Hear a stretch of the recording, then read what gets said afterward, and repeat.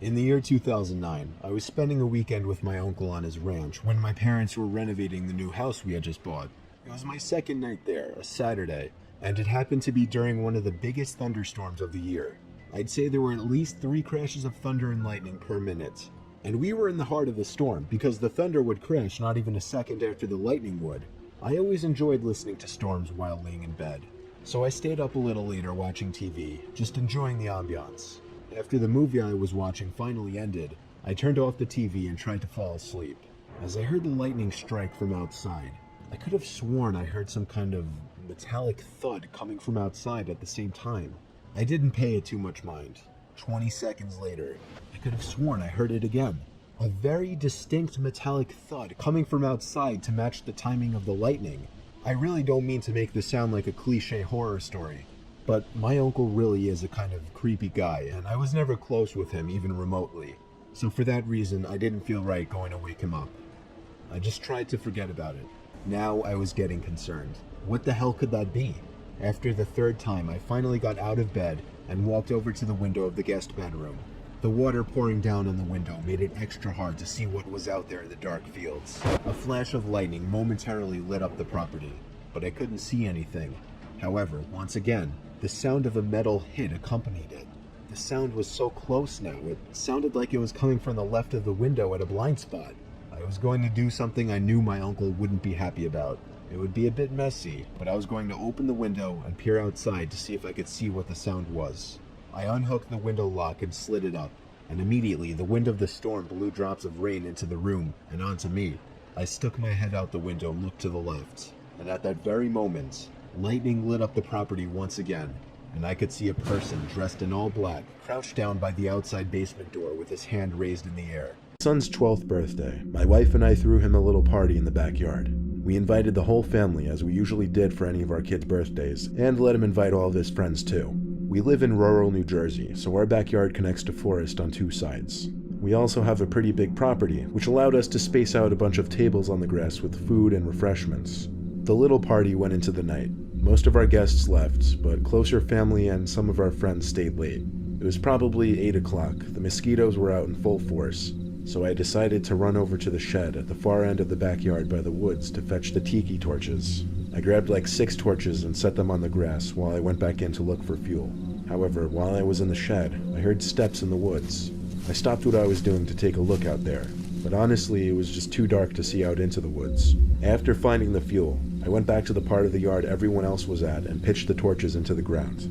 The 6 torches gave off a decent amount of light while keeping us safe from the blood-sucking pests. There were about 6 kids left, including my son, and they all wanted to play hide-and-seek in the woods. My wife and I allowed it, just making sure to tell them to stay close to the tree line. My son and his friends went to play their little game in the woods, which left the rest of us to sit in peace for a little bit. It was a solid 15 minutes of talking with relatives and hearing the kids laughing and yelling in the near distance out in the woods. But all of a sudden, the yelling turned to screams. Concerning-sounding screams from the kids. All of us looked at each other, sitting up in concern. The kids one by one came running out of the woods, yelling that there's something in there. We don't have bears or any big predatory animals around here, so that was not the first thing we assumed it to be. I told all the kids to stay near the patio area. My brother Dom and I, being the biggest men there, decided to go investigate. We took a couple flashlights and off we went into the pitch black woods. The only sounds we heard around us were crickets and other night bugs. So we went deeper. And that's when we started to hear something else. It sounded like an animal at first, but as we followed the sound to get closer, the sound started to become more human-like. We continued to walk, and we agreed we both had the feeling that we were being watched. Like, stalked. I put my arm out to stop Dom. We threw him a party in the backyard. We invited the whole family and his friends. Our backyard connects to the forest. The party went into the night. Closer family and friends stayed late. Mosquitoes were out, so I fetched tiki torches. I heard steps in the woods near the shed. I stopped to look, but it was too dark to see. I pitched the torches into the ground. The torches kept us safe from mosquitoes. 6 kids wanted to play hide and seek. We told them to stay near the tree line. The kids went to play in the woods. We sat and talked with relatives. Suddenly the yelling yelling turned to screams. Kids came running out saying there's something. We told the kids to stay near the patio. My brother Dom and I went to investigate. We took a couple flashlights into the woods. We only heard crickets and other bugs. We heard something else, an animal sound. The sound started to become more human-like. We had the feeling we were being watched. I put my arm out to stop Dom. We heard movement behind a tree. The sound grew louder and more frantic. A shadowy figure darted between trees. Dom and I exchanged anxious glances. We slowly moved closer to the source of noise. Dom yelled, "Show yourself!" I was looking for a car to buy for my son for his 18th birthday. I was searching all the typical car websites, cars.com, eBay Motors. They were all overpriced, as expected. Craigslist was the only place to find an actual deal. About a week into my search, I found an '03 Toyota Camry. It had 67,000 miles, no accidents, no damage, and good condition for only $3,500. This seemed like a steal for such a reliable car with such low mileage. The seller lived about 10 miles from me, which was a reasonable drive when looking for a car. I gave him a call to set up a time to come check it out. The man sounded normal on the phone.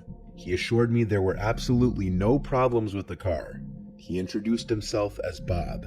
I brought along $3,500 in cash, even though I planned on wiggling down the price as much as possible.